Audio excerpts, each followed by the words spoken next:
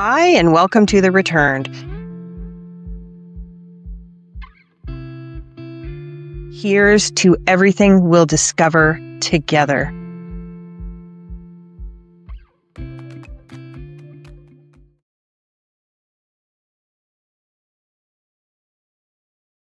Hi, and welcome to The Returned, a place where we share near-death stories, out-of-body experiences, spiritual awakenings, signs from spirit, and the journeys of healers and lightworkers from around the world. If you enjoy this type of content, please like, subscribe, and share to make sure you don't miss an episode.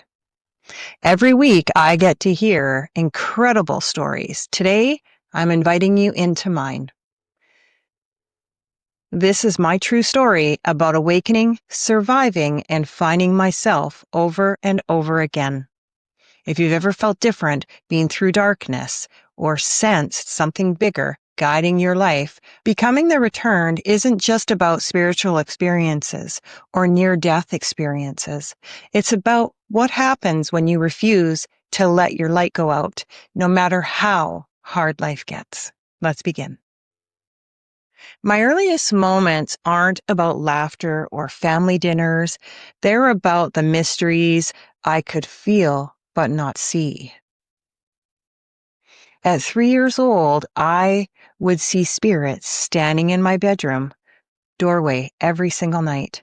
They never came in, but they were close. They were always there, curious, gentle, yet terrifying for a child. One of them was a little boy, and he had blonde hair and thick black glasses. Sometimes there were others, too, just shadows watching quietly from the hall. I hid under my blanket and many times whispered to myself not to look. Most nights I'd crawl out of my bed and sleep on the floor beside my parents just to feel safe. And then came this white Easter bunny that would stand behind this little boy. And something that is really strange about it is that I did see a near-death experience on another podcast. Another man had seen this white Easter bunny. So I thought that was really unique because when I heard it from him, it triggered me. So yes, it was a life-size Easter bunny that appeared behind the boy with blonde hair in my doorway. And I did ask my mom and brother about it. No one dressed up as the Easter bunny, not on Easter, not for a prank, not nothing. So for some reason, the Easter bunny was there and I cannot explain what it is. Even now, I still wonder, was it a guide, a symbol, maybe spirit's playful way of saying you're not alone? At 4 years old is when I met the orange orb, and it floated through my bedroom window. And I had taken my nightie off in the middle of the night and threw it down on my bed. And I can distinctly remember like throwing it down, like take that kind of attitude with it. But I was really hot, so I took it off. And that orb came through my bedroom window and it kind of hovered above my bed against the wall there. And I just was looking up at it and it, like without words, it told me to put my nightie back on because I was going to get into trouble. Um,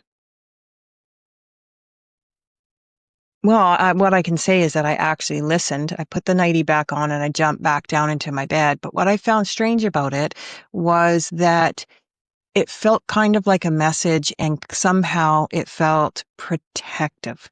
So like that's what I'm thinking now. So knowing what I do now, it feels like the orb knew what I was going through as a child. So now I completely see the moment different. It wasn't about fear. It was completely about safety and protection of me.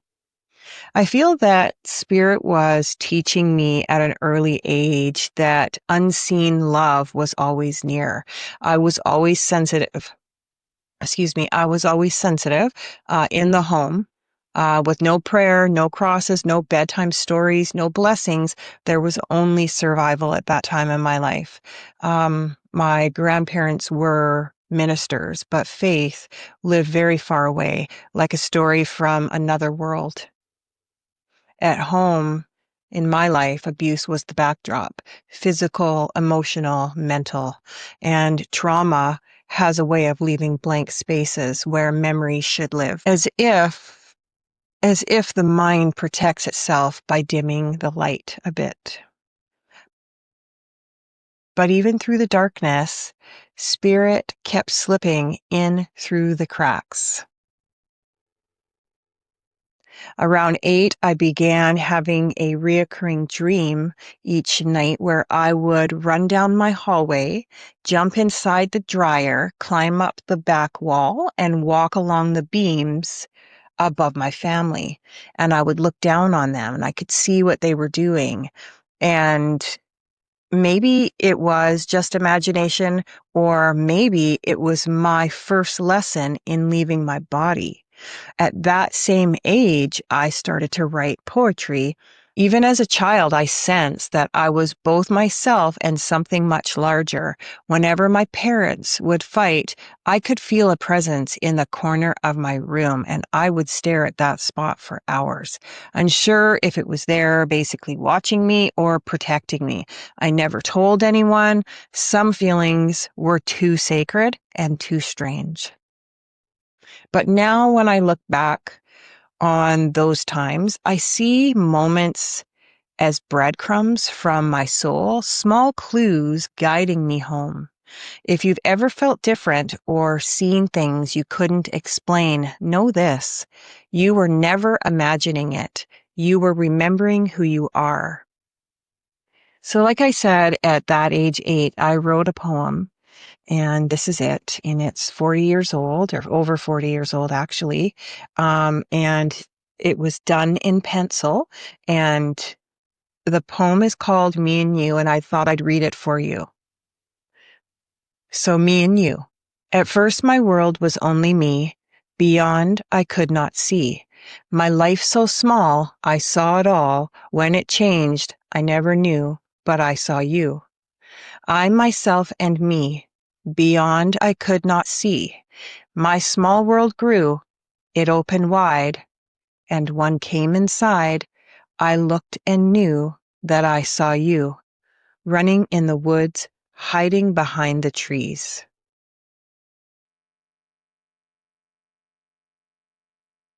So even then, I was describing awakening without realizing it, seeing the invisible, feeling the unseen.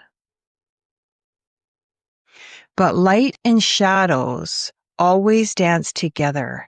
While spirit whispered love through the cracks, the world around me was teaching me survival. My teenage years, I feel, were the breaking point, the time when my world cracked open and something greater began to move through it.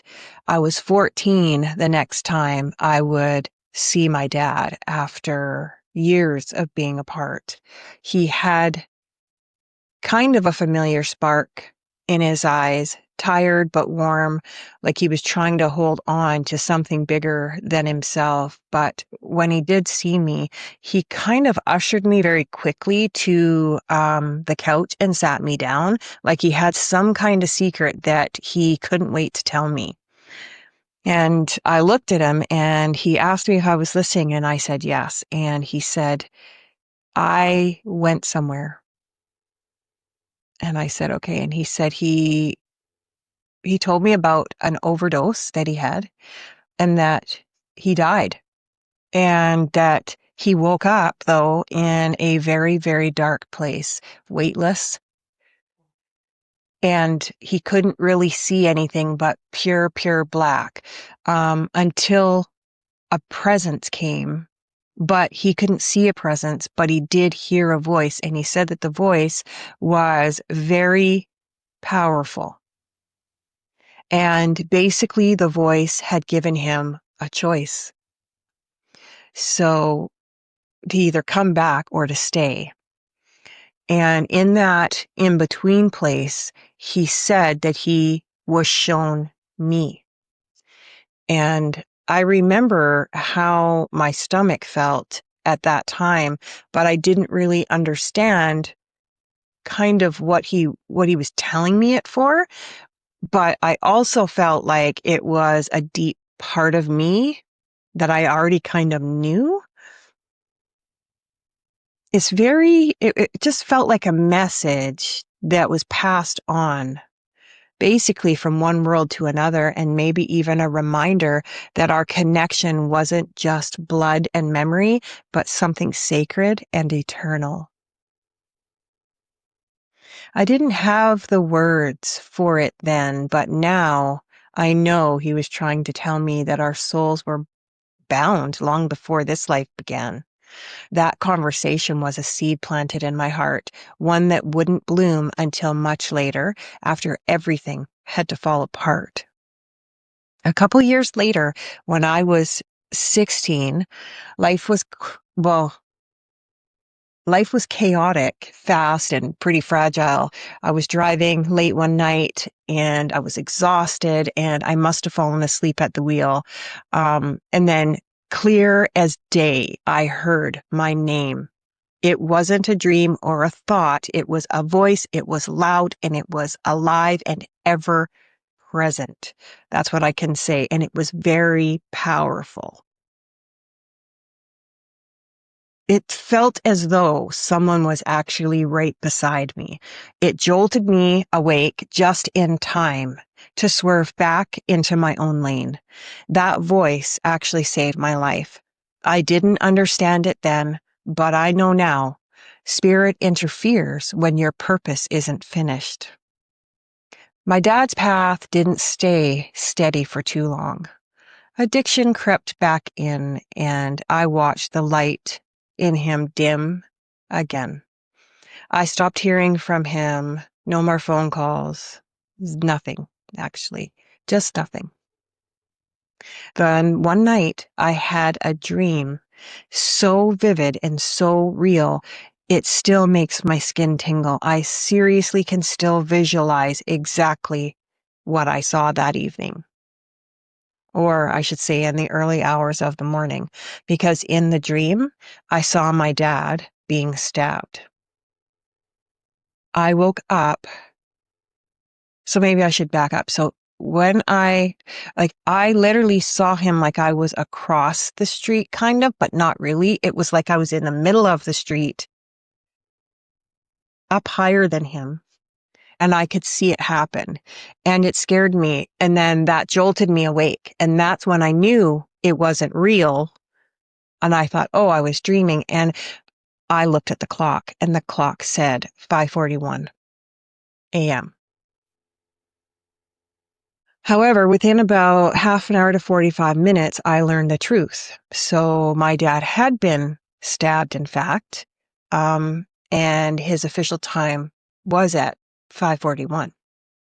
So it's hard to really explain what that does to a person, to wake up knowing before you know. And it's confusing. And you wonder why for so long. You just don't know why. And you wonder, why did I see that? What was the point? But you also feel truth within you before anyone else really has to say a word. So I went to the funeral. I stayed with my aunt, my dad's sister. One afternoon, I was lying on the couch and I felt like, it's hard to say, but I say I felt like I was being watched, but I was sleeping at the same time. So I guess my senses just knew. And I turned my head really quickly to the right, and he was there. He was standing there, and he stood right behind, like on the other side of the coffee table. He looked peaceful, smiling, and his body was very faint and translucent, but his presence was really strong. He didn't speak, but I could feel him, I guess you could say. Like, I felt him. It was kind of like a quiet kind of love that doesn't really doesn't need sound to kind of be real. That was my first undeniable encounter with life after death. the kind that changes how you see everything. Grief, time, and even yourself. Those experiences broke something open in me. They taught me that love doesn't end when a heartbeat does. It only changes form. After that, the veil between the worlds never fully closed. What I once brushed off as dreams or coincidence started to feel more like a conversation, a language between spirit and soul. And though I didn't know it yet, the language would soon speak louder than ever before. At age 18 is when I got a really strong, intuitive feeling in my gut. And I don't know why. I don't know why. I just got into my vehicle and I went down to this nightclub that my friend was working in at the time. And she was living with us and she wasn't getting along with her parents. So she moved in with my family. And so I went around the back because I was underage, so I had to go in the back door. So I went around the back and I went up the stairs. But when I got to the top of the stairs, it was really, really, really strange because it felt like time stopped for just a second, but it was a long time. Like it was a second, but it was a long time. I don't know how to explain that, but I looked across the room at her, and it's when her face started to like flicker, kind of. Something was off. And then half of her face was like a skeleton. I could see the bones. And then half of her face was like this aura thing that came out of her body and then went back in and then comes out of her face and goes back in. It lasts like only a couple of seconds, but I knew immediately that she was going to die. Like whatever happened in that moment told me she's going to die. Now, I had never had that experience before. This was my first time ever seeing, and it definitely wasn't my last, but that was the first time. So in that moment, I knew for sure somehow that she would die. I begged her not to drive that night, but she went anyway. By the morning, she was gone. And that kind of knowing leaves scars that can't be seen. 2 years later, I saw the same look on my boyfriend's father's face. It shifted in and out, his features melting, kind of fading, kind of aura jumping out and in. And I knew again immediately he would die. Now, what I did learn is when I seen that look, I don't know how I knew this, but it was a knowing that it was between that day and 2 days that they would have left on Earth. I don't know how I know that, but that's just what I knew. But 2 days later, exactly, is when he passed away. And I remember being very upset about that. And I remember telling my boyfriend at the time, and he wasn't very happy with me. But I mean, who would be? How do you tell someone without them thinking that you're completely nuts? But when you live between worlds, you learn the hardest truths. Sometimes spirit shows you what's coming, not so you can stop it, but so you can understand it. So after that, everything went quiet. I slipped into survival mode. I was caught in a 17-year abusive relationship. When your body is unsafe, your soul retreats. So I believe that spirit waited until I could breathe again. Then I would meet my husband, and that was in 2011. and I was 37. And I met my husband, and it's like spirit finally led someone to me, my soulmate, because when I met him, it was like looking in a mirror and everything just started to get right. It was really interesting that every single time we met, um, I'd be either traveling on Highway 37 or it would be like 333 or 317 or it was always threes and sevens, and it was incredible. But before that, I remember just going back a bit to around 18 years old. It was very interesting. I had seen a medium, and this medium, actually, it was a tea leaf reader to be exact. She read my tea leaves, and she told me that in my late 30s that I would meet a man that was kind of resembles a bear. So I thought that was kind of funny, and that I would know him, and he would be my first marriage, and he would be my last. So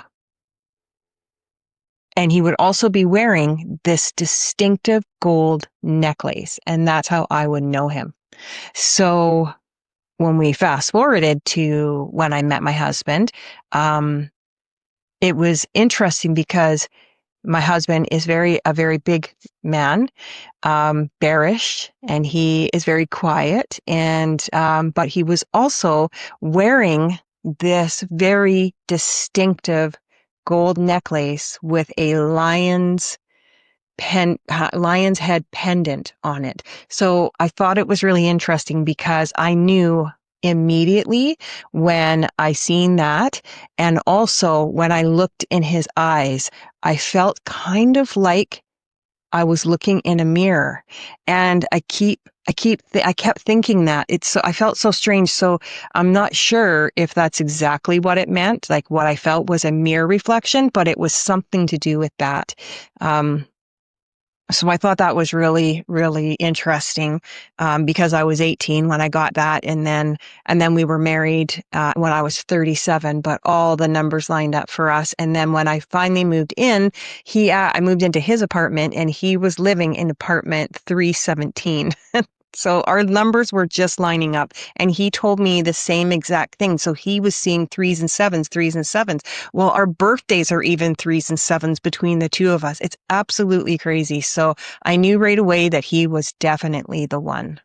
And he was the first person in my entire life that I was able to be my exact self with. I was safe. I felt calm. Everything was finally good until 2015. So we would then go years later, and life seemed to be very calm, and it has been so much calmer. And my husband and I were heading off to Mexico for Christmas. Well, going right after Christmas, actually, so a couple days after. And out of nowhere, I got a text from my ex, my kid's dad, at 3 a.m. in the morning. And all it said was, "Don't forget about me." So it was really odd. That whole week, um, dread followed me everywhere. Like I just felt really off. I remember that before, 2 days, I think, before we were going to Mexico, I had mentioned to my husband, I feel strange. I feel weird. And he's like, what is it? And I said, I feel like something's going to happen. And I hope everything's going to be okay with my mom and my kids, because that's who I thought. And that it was really bothering me. And I was almost thinking about not going. But then a couple days went on, and then I started to get excited about going there. So that was fine. But then once we got there, we had a nice time and everything. But it was about 2 days before, or a day before we were leaving to come back home. So we had taken a boat ride. And then once it came back, we went and stopped at this pub on the beach, and we're having some fun. And my husband had to go to the washroom. And when he went to the washroom, all of a sudden in my sight came, these two guys just like they were plopped there. It was very odd. And both of them were wearing those Nacho Libra masks. Something about it reminded me of my ex, like right away, like right away. That was the very first thought. That was the very first thing. And my stomach actually kind of felt weird. And because I thought, well, that's weird. I haven't thought about him in a long time, like I just kind of didn't. It's hard. It was hard because we had a very long abusive relationship. So it was really difficult. And when you're feeling good and you just don't want to hash out all those old things. But however, um, I got back to the hotel and turned on my phone and the messages flooded in, and he was gone. He had died. So I locked myself in the bathroom and I cried really hard. I literally dropped to my knees. It felt very odd. It was so strange, the feeling. It was just out of nowhere. It was real, it was raw, and it was like almost like a book closed shut, like really quickly. It was really, really a weird feeling in it, and it tore through me. It did. It really tore through me. So I do keep, like, when I think about that, I think that part of me died with him, and then I felt really bad um, with my reaction. I didn't want to make my husband feel bad, and I couldn't keep it together. So I often was hiding my emotions. But then once I came back, I went to my hometown and we got everything done and went to the funeral and all of that. Yeah, it was really difficult, really hard to see my children um, like that. That was the hardest part. And I didn't want to take away from that. So I just kind of kept to myself and was just there for them and hid my own grief. But days later, once I was back at home, I was in my kitchen and I was putting away dishes. And I felt like someone came up behind me. And I actually kind of heard it. I kind of heard like footsteps, but like with bare feet, you know? It was kind of like that. And it was like a rush of energy surged from my head to my toes. And it felt like every single cell in my body was vibrating. It felt like it went from top all the way down to my fingers, all the way to my feet. And it's like it merged with my body. And I knew it was him. And I remember I had my arms out and I had dropped my head, and boy, the tears were coming. And I couldn't stop them. And then I went into the bedroom and I was lying on the bed and kind of regrouping, and then I look over in the corner and he's there. His head, just his head is there in the corner of my room. And he's smiling and he looked about, he's so young. He looked so young, like 25 or 30. Yeah, it was crazy. And then shortly after that, I had many visitations from him. Many, many, many, many, many.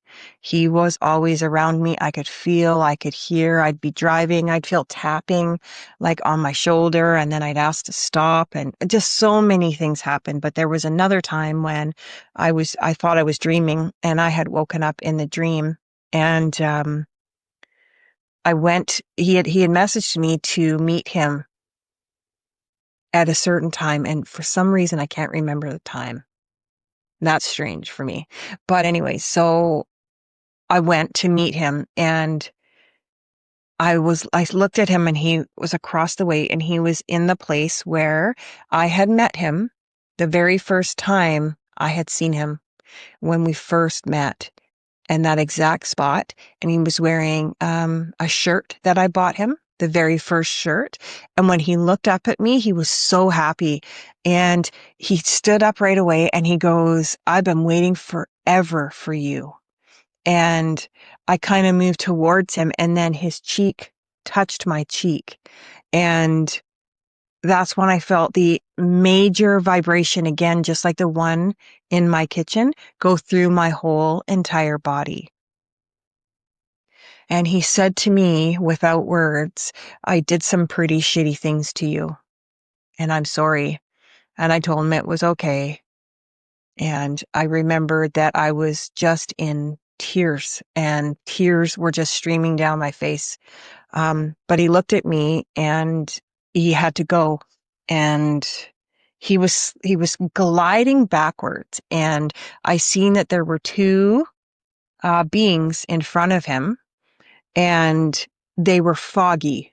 Like I couldn't see them, but I knew that they were there. I couldn't see their details, is what I should say, but I knew that they were there. And he looked at me and he said, "You should see our daughter." So that is something that just got me because I had lost a baby, and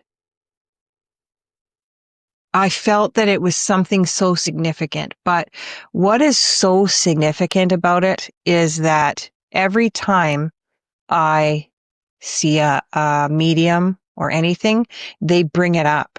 They tell me that there's a little girl around me, or there's a little girl, she's rubbing my stomach, or all these little things that's about this little girl.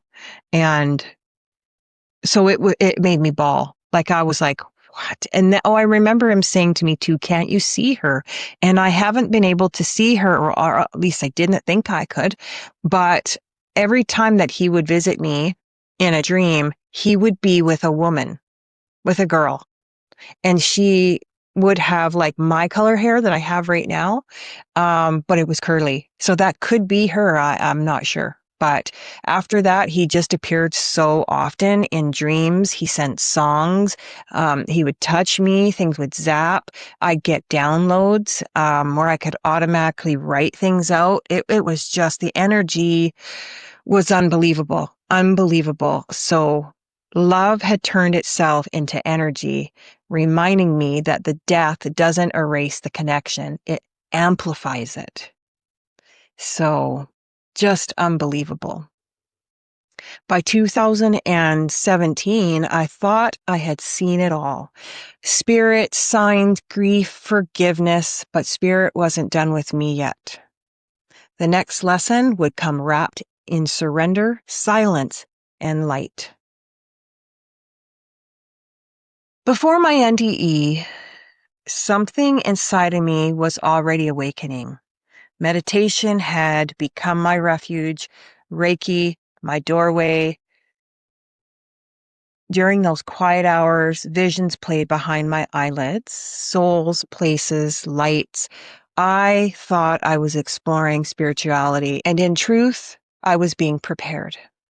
It happened on an ordinary night, a birthday party, a few drinks, some good food, and some laughter. Then my body betrayed me. Cold sweats, dizziness, rapid heartbeat, the feeling of being sick.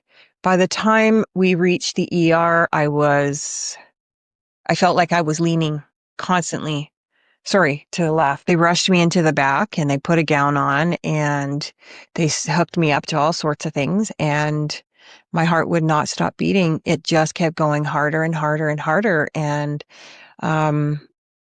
it wouldn't stop. And I know that the doctors were waiting for me to code, but I didn't, so I don't know, but I know that I was literally just sitting there scared out of my mind.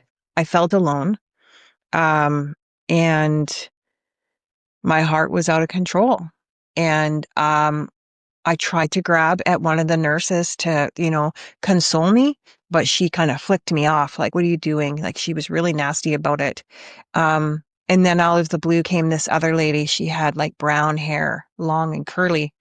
I'm from healthcare, so I worked in healthcare. And so I knew exactly what was going on. And the doctors, when I looked up, they were just looking at me they were standing in a half circle around the foot of my bed. Like literally, I remember seeing one like this, like just standing there, like looking at me. And I was like, he's waiting for me to code. And I just thought, what the heck? And they had given me all sorts of pills, but it wasn't stopping anything. But this woman came and she held my hand, um, and she told me that she wouldn't leave. And that's when the doctors came and told me that they would have to stop my heart. And they explained the procedure. And so they would stop my heart. They give me an anesthetic. They'd give me another medicine that would stop my heart. And then they would have to use the paddles to bring me back to restart my heart. And that I had to sign a form stating that they're not liable basically if I don't come back. And I mean, I asked many questions, but it didn't make me feel any better. But so what I do know though is that I ended up feeling this surrender come over me, like a total thought that was like, there's nothing you can do. So you just gotta let it happen. And so I just stopped panicking. I stopped everything. And then I was just bawling. I was so scared. I could taste it. I was so afraid. And then I seen the anesthesiologist and he was just looking at me and he was just telling me I was going to be okay and that it would be all over soon. And then I remember he said, you need to count back from 10. And I remember getting to 8. And then I woke up and I'm like, oh, thank God. Honestly, that was like, thank God that's over because that was so darn stressful. But then I was like looking around and I noticed that everything was black and I just didn't understand it. And I was just like, wasn't scared. I didn't have any panic. I just was looking. I just was looking around and I just didn't get it. But normally, if you know me, you knew that if I was in a situation like that, because I'm normally riddled with anxiety and panic, that would normally probably cause me to have the most horrific panic attack, but it didn't. I do remember feeling very light, but I also remember seeing kind of like this moving in the darkness. Like it was so dark, but I still seen moving in the dark. And I finally looked and I seen, and it was a humongous towering figure. And he was wearing a white tunic with like a brown belt and like a brown sash. And then he had long brown hair to about here, a little bit curly, and he had a brown beard.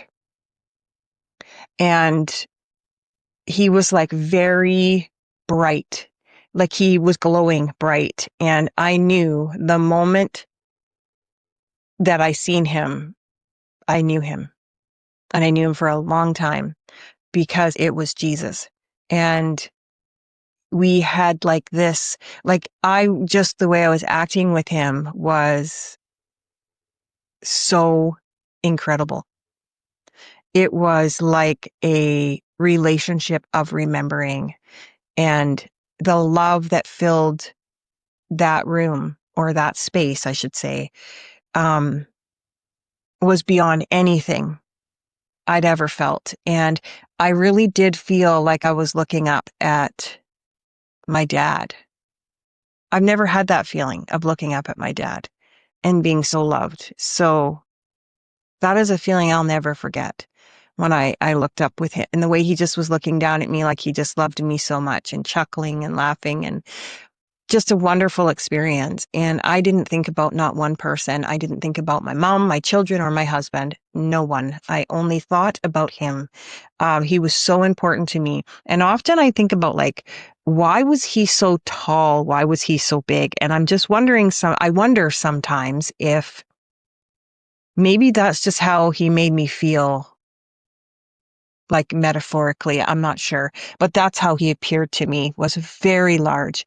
But one thing he did do was after all the chuckling, he did create this wall of yellow and green balloons. And I had a knowing because there was no words. There was 0 words. It was like just knowing. And I had a knowing that I I knew that I had to choose one of the balloons. And I knew that he told me that I had to hit the balloons. So I remember looking up at him going like this, and then I'd hit my hand out like that. And then he'd be like nodding and kind of chuckling at me. And I thought that was so funny. I would just laugh. And so he'd laugh and everything. It was just, he was very lovey and laughy and chuckling and just so happy and loving. And I turned to him and smiled, and I looked at him one last time. And then I chose the yellow balloon, and I punched the yellow balloon. And as soon as I just came close to it, I woke up on the hospital bed, gasping for air. Yeah, that is something I will never forget, ever.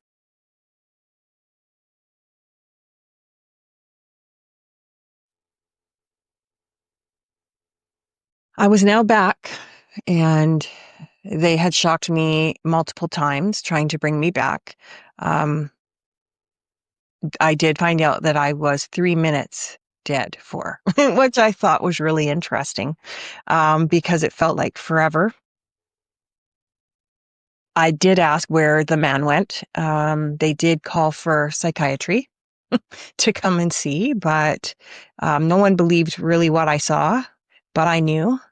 After that, but I was completely like vibrating. But at the same time, what I can tell you is that I was a little bit traumatized from that experience because I had had this mystery heart problem that I never had again. So I found that that was very, very interesting. After that, though, I related to the world differently. I found that energy poured out of people. Downloads came like data streams, ideas and messages, purposes. I heard whispers in the night, in my ear, people saying Godspeed. I could sense souls in a room or energies. The NDE didn't end my story, it rewrote it.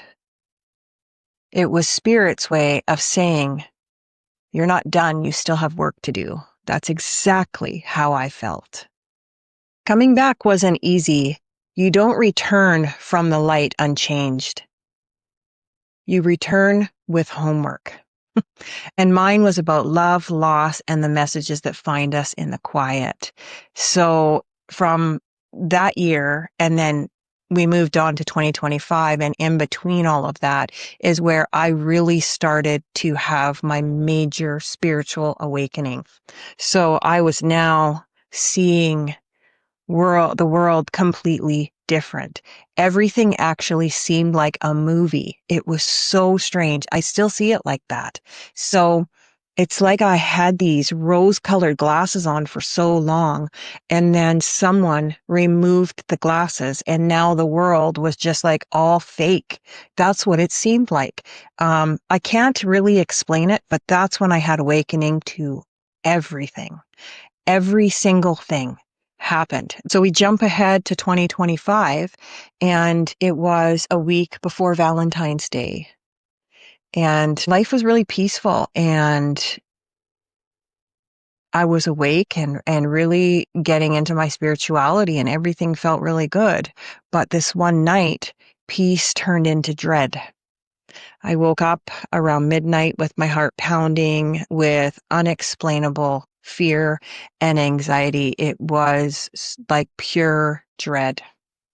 I woke up my husband. I told him I was scared. I told him, I think I'm going to die. And he's like, oh, and I said, I feel like if I fall asleep, I won't wake up. So we stayed awake for a bit, and he propped me up kind of on pillows.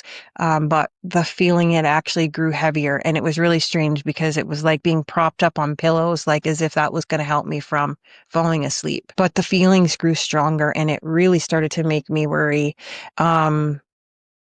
really, really worry, actually. And then I finally turned to my husband and I said, "Oh my God, I know what it is." And he said, "What?" And I said, "Someone's going to die." And I remember he said to me, "Is it me?" And I'm like, "No, it's not you. If it was you, I would see it." And I remember thinking, "Oh my gosh, I hope it's not my mom, my kids, like nobody that I just was really worried." And the person that I didn't think about at the time was my stepdad, because my stepdad seemed to me like he could get through anything, like he was so strong and nothing could get him down. And that's kind of what I never thought about it being him. So it was the next day, and again, I made it through the night, so I didn't die. My husband didn't die. No one else called me. And so I was just going to phone my mom and just check. And so I looked at the clock and it was 7:41. Again, the 41. Um, and I thought, oh, maybe I better not, because my stepdad might be still sleeping. So I'll wait till 8:30 and I'll call then. And 10 minutes later, my mom called me. And her voice was, I knew right away, my mom's voice was breaking. And she told me that Steve was gone and that he passed away in his sleep. I went right there to her house, and it was really sad. The house was very thick with him. I felt his energy still lingering. Um, and My mom was very, very, very distraught, obviously, and everybody that was around was distraught. It was just a rough, rough time, obviously. I felt him through the house, though, and my mom had some weird instances that happened with her, but one morning I woke up and I was making tea, and I went to lay back down on my bed just to wait for the kettle, and I just closed my eyes for a moment and a white flash came. It just was a big white flash in my mind's eye, and I could see him in the flash. And he didn't say it, but it said it was like, "Thank you." But I only heard it in my mind. I know he didn't say it with using words, but he said, "Thank you." And then it was gone. And then a couple days later, I was sleeping and I didn't wanna cry again. I was hiding my grief because, um, I didn't wanna make my mom more upset, because she was really upset, and every time I would cry, she'd kind of get a little bit angry and upset. So when I went to bed, I was quietly crying, and I was on my right side, sleeping on my side, and I did hear, um, someone walk up behind me.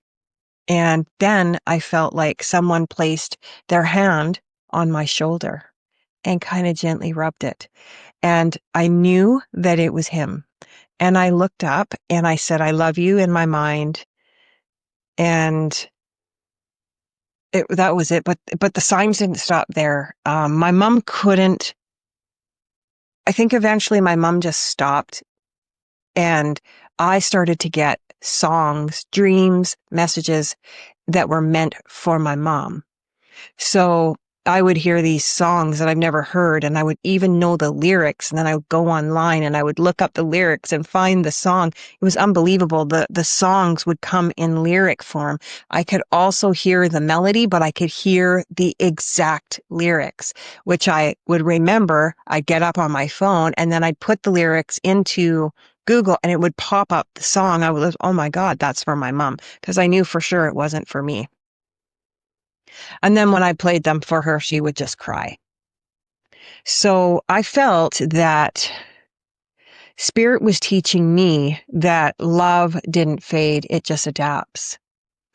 And again, I had another contact on Father's Day, where it was the night before Father's Day, and I was missing him. And I sent him a silent message in my mind, and I said, I guess this year I won't be talking to you on Father's Day. And so I sent him that message in my mind that I love him and that I hope that he's fishing out there somewhere with everybody that's up there that he loves. And I went to bed.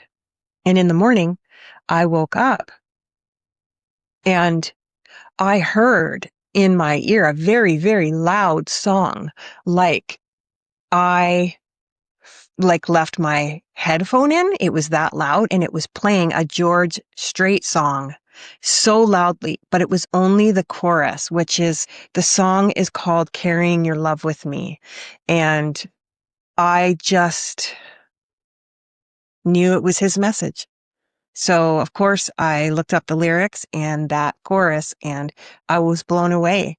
So he just let me know that he got my message and that he's carrying his love with him, my love with him.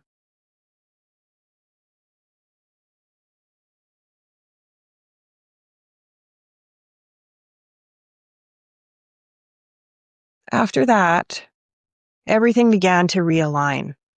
It was as if Spirit, having proven that love never dies, was now asking me to share it, to turn my story into something that could help others remember theirs. Healing isn't the end of this story. It's the beginning of a new chapter, the one I never saw coming. After my stepdad's passing, the visions returned.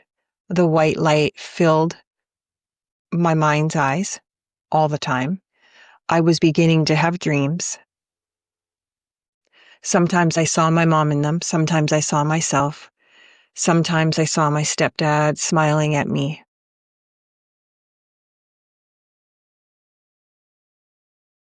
That's when the lights started to flicker. The doorbell started to ring with no one there.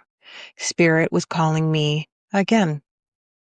One night I dreamt I was in a store and the dream was so real. I could have sworn that I was there and I was doing some kind of shopping and I had run into a woman with long dark hair. She was wearing a jean jacket and she was showing me something on her cell phone. And I do remember seeing the numbers 1 and 0. And for some reason, I didn't want any part of it. So I was walking out of the store like backwards like this. And I was going backwards out the door. And then I turned around and was walking to my vehicle.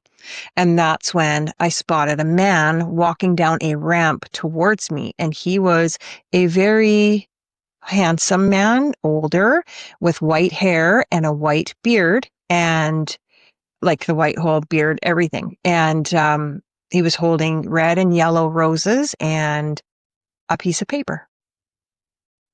And he walked up to me and he was very somber. I didn't have any type of fear. I didn't feel anything but a knowing. Like I felt like I knew him from somewhere, but I couldn't place it.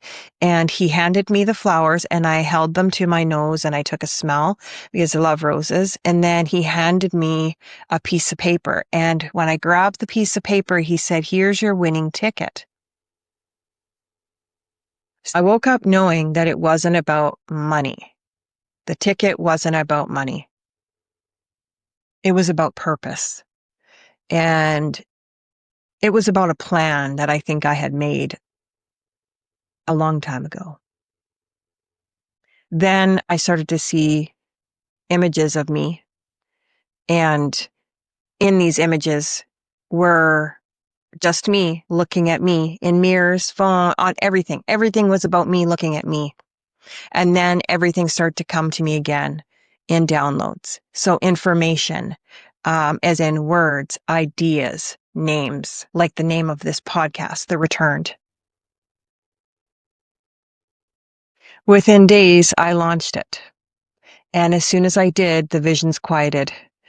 They were replaced by a single steady voice that would talk to me in the night that sounded kind of like a vibration, powerful vibration that were words, but sung. It was almost like a song coming in. I don't know how to explain it, but the voice was very powerful, And it would just say, don't stop, keep going.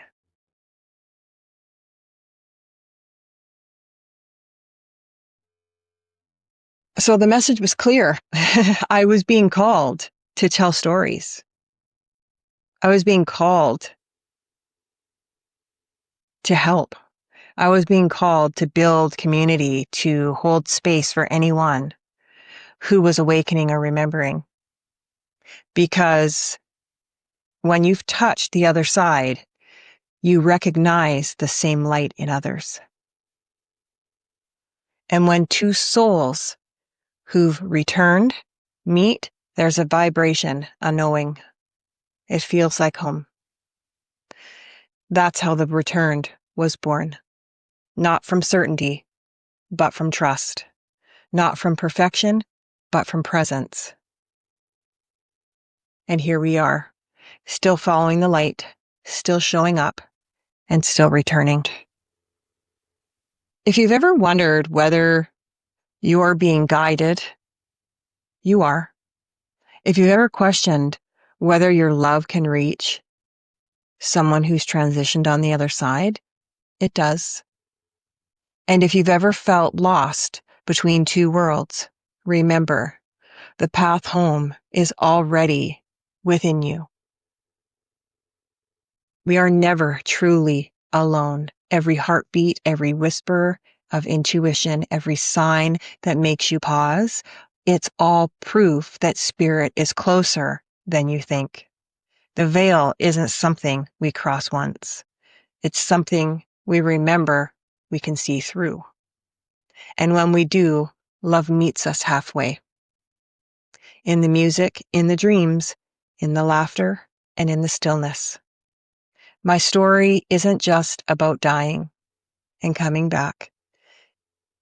It's about what it means to really live, to deeply love, forgive freely, and to listen for the sacred in the ordinary.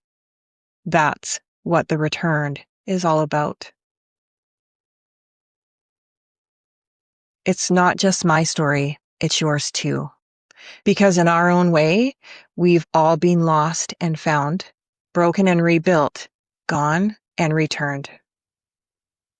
This story may be mine, but I believe it found you for a reason.